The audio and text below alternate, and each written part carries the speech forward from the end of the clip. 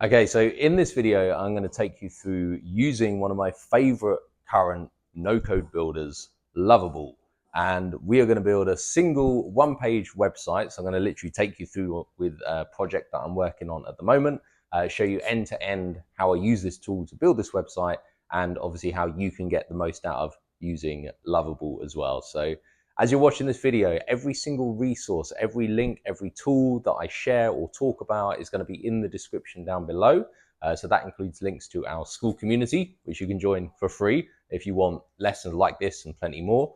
It also includes links to tools like Lovable, which you can download for free using the link below and get 5 free credits, and links to any other prompts or resources, again, you'll find within the school community. So go ahead and click those links down below in the description. And as you're watching the video, of course, if you like it and you got value, then please go ahead and hit like, and obviously hit subscribe if you want more like this. So all of that being said, let's dive in. So let's start with what it is that I'm working on right now, what the objective is. Now, this is a website that I used previously related to a previous venture that I'm no longer doing. And I want to build a new website on this domain with a different website builder. This website was built in WordPress quite a long time ago. You can tell this is the early days of AI. This is obviously way before everything that's possible nowadays. I'm not going to use WordPress anymore. I'm going to use a no-code builder. And I'm going to use my favorite no-code builder, which is called Lovable.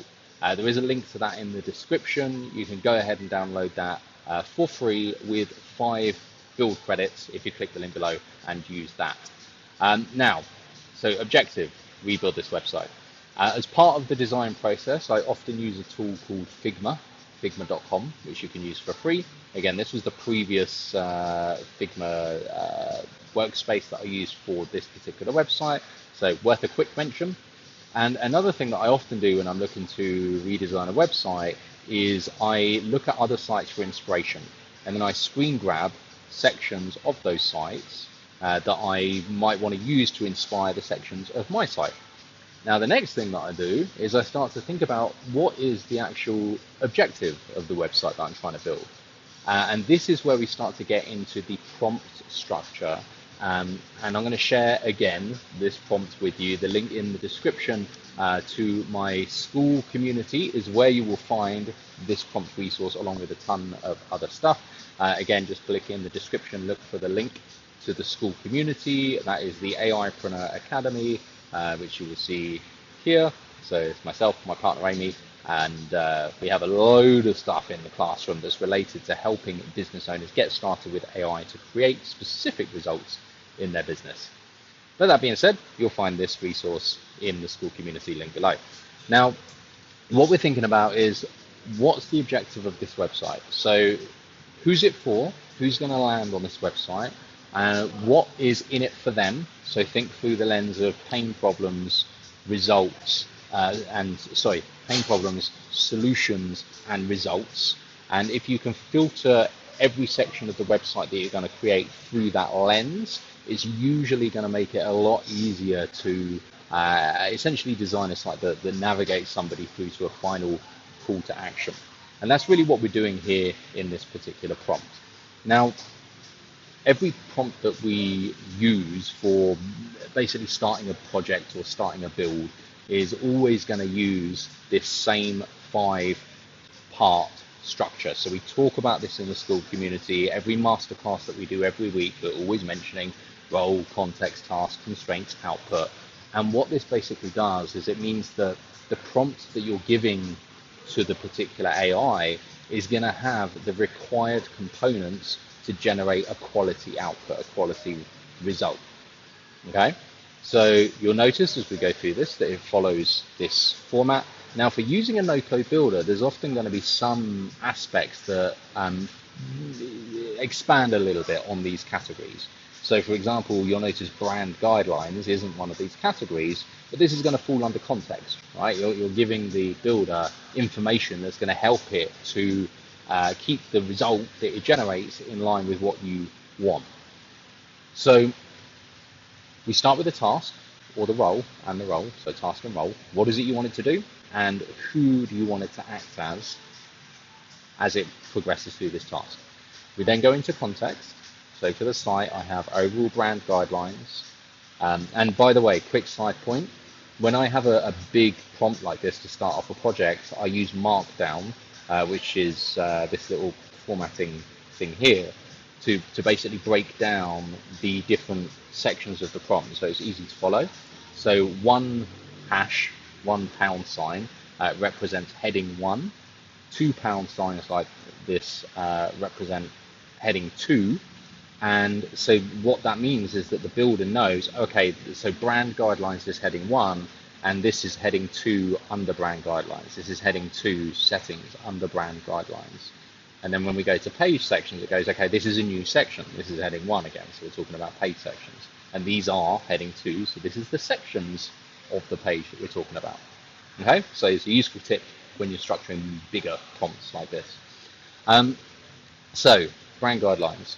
We have what do I want to portray? We have what are the overarching settings that I want to include within this particular design. So title fonts and brand hex codes and button styles and so on. I've put my social links in there as well. They're going to feature, I'd imagine, in a few places as the builder produces the website. And then this is where I've started thinking about, well, what are the page sections that we want to create? Now, structuring a build prompt in this way helps make it a lot easier for you to add other sections or updates or continue to build upon what you've already built. What I mean by that is, for example, I've added a part of the prompt here to say keep page sections cleanly separated in backend code. I want to be able to easily move, insert and reorder page sections as we're building. So to give you a quick example, this is a previous site that I used, Lovable no-code builder, to quickly generate for another project. And so you see a lot of these sections, this black bit, this white bit, this black bit, this white bit. These are all individual sections that are quite easy to just prompt it to say, hey, move that section above that section, or put that section down below, then change X, Y, Z. Okay, so that's the benefit of using sections within your prompt and using Markdown to separate out your sections. And then what I'm going to do, and I'm going to do this right now, is I'm not going to try and do every single thing that I've written in here at once. I'm going to start with, let's say, 3 of them, and then individually add in more one by one as I'm happy with what it's built so far. So before I paste this into Lovable, one final thing that I will say is when you're using a no-code builder, literally probably 80% of the end result that you generate is going to come from the initial first prompt. If the first prompt is an absolute disaster, you're basically going to be playing catch up the entire way through, trying to get it to constantly undo or reiterate when it's gone in the wrong direction because the first prompt wasn't specific enough or clear enough. So having a good, clear, unambiguous, detailed and well-structured first prompt is going to really serve you a lot as you're making iterations and revisions, further down the line, prompt 20, prompt 50, prompt 70, depending on how deep you go. So do keep that in mind. It's worth putting a lot of time and energy and effort into this first prompt. So I'm going to copy down to page sections, and I'm going to start with those first 2 there, so the top section above the fold and who I help, and then I'm also going to grab one more section down here when I paste this in. Worth noting, I've also pre-prepared screenshots that I want to include within this build, and I've named those screenshots a specific name so that I can reference them in the prompt. So for example, where are we? So if I go to so image, use agents example 1 attached. I've named this image agents example 1. So let me go ahead and paste that. Just make sure that it's formatted all right. Looks good to me. Okay, so I'm going to go ahead and hit build. I've also included a video which I prepared beforehand, and that's referenced. Here we go, website video.mp4. So I'm going to try and do that as a full width background, and we'll see what it comes up with. So a lot of the time, you know, for the first one, it can be quite hit and miss. It's going to take a couple of minutes to spin up and work through the prompts and then generate the sections one by one. But hopefully we get pretty close on the first build, and then it becomes a lot more straightforward to iterate and refine because we've got the foundations in place first, hopefully with a good prompt structure. So do you remember earlier I was talking about Markdown, so like heading 1, heading 2, and so on and so forth. You see Lovable here has already displayed it in the prompt. We've got the heading 1 and then the heading 2 underneath, so even we can see it, but this again helps the Lovable builder to understand what's going on. Okay, so we can see it working here, doing the steps, going through bit by bit.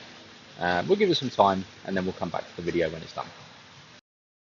Okay, so that took about 3 or 4 minutes to run through the build, the prompt command, and then do the first version of the build.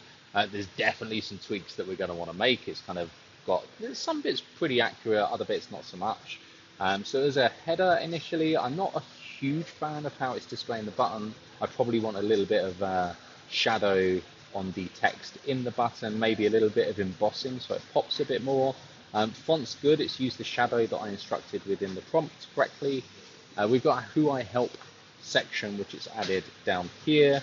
Text is fine. This image is generated itself, so again, I might replace that with a different image. It has misconstrued a little bit what I wanted to do with this agent image that I designed, but I've just kind of like started with as an example. I'm going to improve this. I don't really like this guy on the left, but this is related to another part of the prompt, which was in, which one was it? Not that one. I think it was in, yes, it was in this one. It's kind of used it in the wrong place. I'm now going to show you, 3 things that I think are quite useful to help you then progress this forward. So number 1, I'm going to take another part of the prompt, which I actually meant to do in the first bit, but I forgot.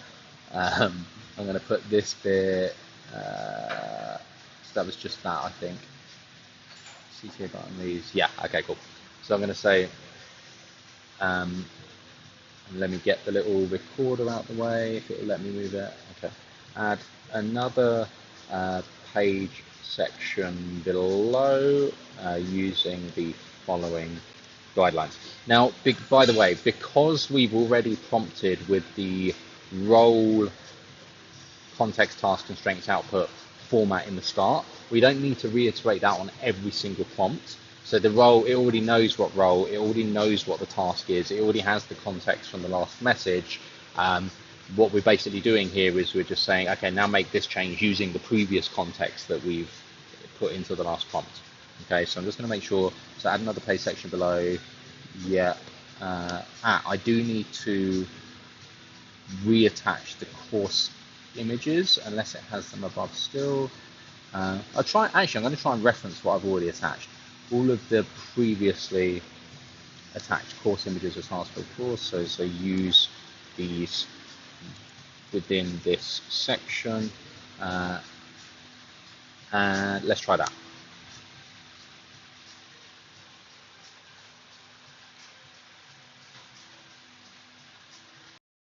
Okay, so we've got the initial version of the school community section that I wanted to add, which is good. So I probably will want to maybe center align these two or add another tile of something here. Maybe I just need to actually create this particular course that I'm doing right now and then add that as a tile at the end. Again, I'm going to change the button styles. I do like, so I prompted it specifically to use each tile as a metallic sheen effect with a slight pop and sheen animation. I really like what it's done there. That's cool. Really cool. And then down below, again, we've got to learn more about working with me section. I don't like how it's just displayed this image. I'm going to change that. And again, we're going to change the button. So I'm going to use this opportunity to show you 2 features that are quite handy. So number 1 is edit. So what you can do with edit is you can pick a particular section of the page and say, change this. So let's take this image here. So I'll click that. You can either type here to ask for quick changes, or you can type in the box speaking about this section. So I'm just going to say, change this image. So I'm actually going to say, remove this image and replace with the agent image that's currently displayed just below. Enter. And then another thing while it's doing that I want to do is change this button. So I'm going to say adjust the styles of all buttons on the page using a similar outer glow and drop shadow effect to the effect used within title text. Also give the button an embossed look with a similar metallic sheen and pop effect that you used for the school tile images further down the page. Okay, so we're going to hit that one. Okay, so I like the layout that it's done here. It has improved that slightly. It still needs quite a lot of work, to be honest, but it's definitely better than it was. And we have now added the changes to the button as well. So it has given it, do I like this? Kind of. I'm probably going to remove the shadow. I like the metallic sheen and pop. But I'm going to remove the shadow. It's gone too deep. Or maybe not remove the shadow. I'm going to say reduce the shadow spread on the buttons to only 5px. It is okay. I probably don't need to go any deeper than that. Oh, and it didn't add the shadow to the text. Add the shadow. Add a shadow of 5px. Do I want spread or so 5px outer glow? Let's try that. To the white text inside all of the buttons. Oh. We'll see what that comes up with. So as you go through, there's going to be, so let me do this as another example actually with one more page section just to show you something else. So let's use, I'm not going to use this one yet because I need to do some design stuff for that. I'm probably not going to do this one yet, but I can do, let's improve the CTA. Okay. Yeah, so I put the final CTA, where have I put it? Oh, it was this one, wasn't it? Oh, okay, there it is. The layout's gone a bit funny.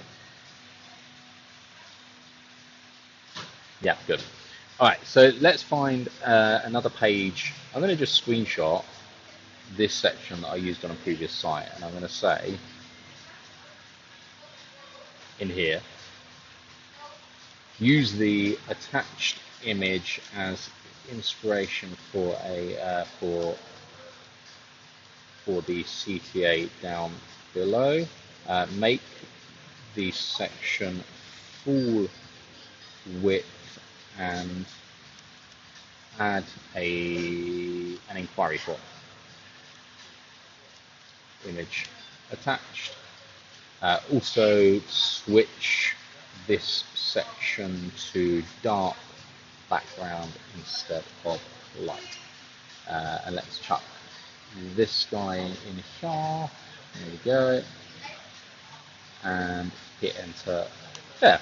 Now, while it's doing that, another tool that's worth showing you, if you're not already aware, is for the images that you're designing throughout this build, you can use something like Nano Banana with Google Gemini. So just search Google Gemini, and then in the bottom here, you've got tools, and then just click create images, and that's going to use Nano Banana, which in my opinion is way, way, way better than OpenAI's DALL-E with ChatGPT. I was just playing around with like a little Pixar style animation for agent designs, which will be featured on the site that we're building here. But that is a very useful tool. You can use it for free. It is restricted on the amount of runs that you can do every few hours, but it's normally enough to actually, start creating a decent amount of images. If you do want to go to 100 a day or something like that, now that is in there, you're going to need their paid $20 a month version of Gemini Pro to be able to do that without restrictions. Okay, so let's see what it's done now. Okay, cool. So we've used that inquiry form as inspiration. Good, good, good. We don't have an image on the background. That does look a lot cleaner though. And what I'm probably going to do is tweak that with maybe like a background image design or something, just so it's not solid black, just something like a bit more, I don't know, stylish. This bit, again, definitely needs adapting and tweaking. The buttons now I'm a lot happier with. Yeah, so you see the shadow's been reduced significantly, so it's much less of a sploosh and more of like a, you know, a nice popping effect. And I'm basically going to go through and continue building each of the sections related to the sections that I've mapped out in the prompt. Okay, so this one here going to need a few images. I'm going to use Nano Banana for that.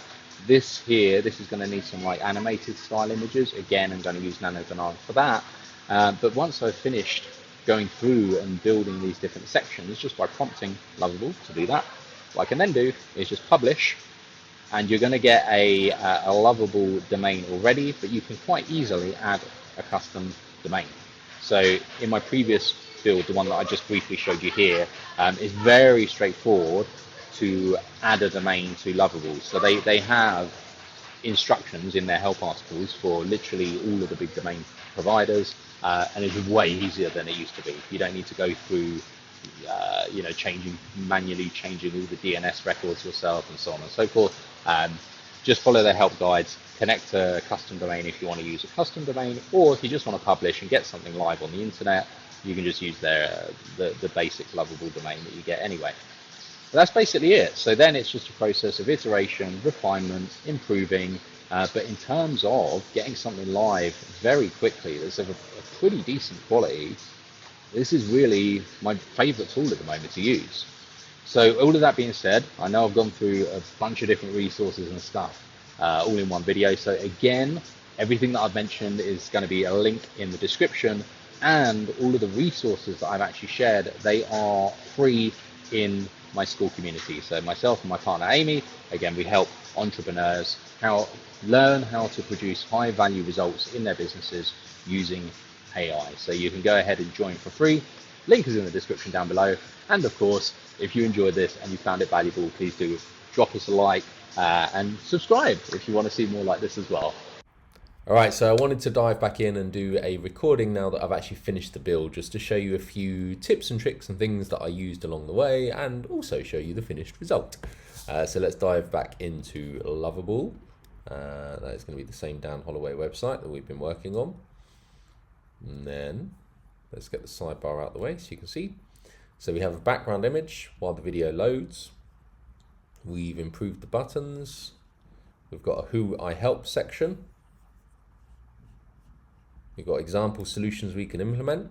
Okay, so this was actually quite relevant. This is a good tip. So you'll recognize the little agents that we were working on from Nano Banana. They featured it into this section here. These images were all generated by Nano, and then these images were all generated by Lovable using these first three as a guide. So that is actually something quite useful to keep in mind, is that if you don't have the paid subscription with Google Gemini, you'll get a few free image generations a day that you can use, and then you can use those images to guide Lovable to actually produce its own images. So this was just one prompt that generated this entire section, and the fact that we had those images in the first place meant that it was quite easy to style guide the remaining images. So this section here done, failures and successes, my personal story. That bit's done. School community, again, you recognize those images. That bit's done. Find out if we're a fit. Done. So pretty straightforward site, one-page website, has the key sections that I want in order to get it live. There's some more stuff that I can add, of course, down the line, but for now, that does the job. Now, one final little thing that I will share with you as well is that the credits on Lovable, so every time that you prompt Lovable to do a modification, it will use some of the monthly credits, and I've actually used up all of my monthly credits on this particular project. So you get 100 credits per month. Now, normally for like simple prompts like switching an image or changing text layout, that would usually use about 0.5 credits. And then for bigger stuff like doing this entire section and generating all of the images, I can't remember exactly how much it was, but it's a few, maybe like 2 or 3 or something like that.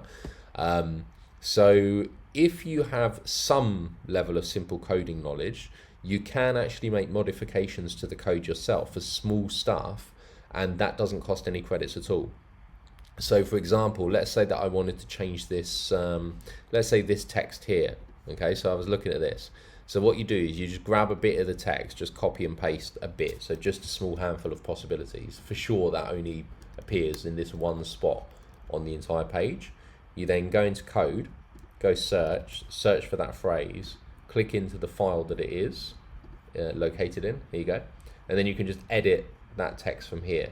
So I wouldn't go like writing an entire paragraph instead of this and then trying to change the layout with the div containers, the p tags and so on and so forth. It starts getting a little more complicated when you start messing with layout, and it's better to have Lovable just do it, just use the credits and prompt Lovable to make the changes itself.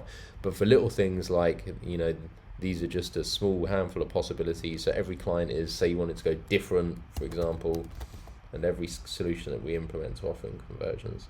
For sales pipeline is tailored to that. And let's say you want to go exact client, right? Save, boom, done. And so for these small modifications, you can save your credits and just do it yourself. And I'll often use this for text. Switching images, again, just get Lovable to do it. It's going to be more straightforward. Loading. Which bit do we change? This one here, wasn't it? Every client is different and each is tailored to that exact client. So yeah, pretty straightforward. And one final thing to mention is the chat function. So you might notice as you're using this that there is a little chat button down here. And this allows you to actually ask Lovable agent things without affecting the build of the website. Again, it has started using credits recently though, so it's kind of less useful than it was, and it's probably better to just switch to a traditional LLM if you just have like questions about certain things or layout or whatever. Of course, you'll need to give that LLM the right context to answer the question accurately, so knowing that it's answering a Lovable build question related to XYZ. But if you do just want to ask the Lovable agent something, use the chat button, and then what it will often do is give you an explanation, a solution, and then there's always a button underneath that says implement the plan. So you can then click that and then it will go ahead and execute the proposed solution, which is handy, but just be aware that this does now use credits. Okay, so I think that is pretty much it. I am published now on my own custom domain, danholloway.co. I mentioned that it's pretty straightforward and easy to set up. So yeah, just click custom domain and it'll walk you through a walkthrough process for your domain provider. And that is now published and live at danholloway.co.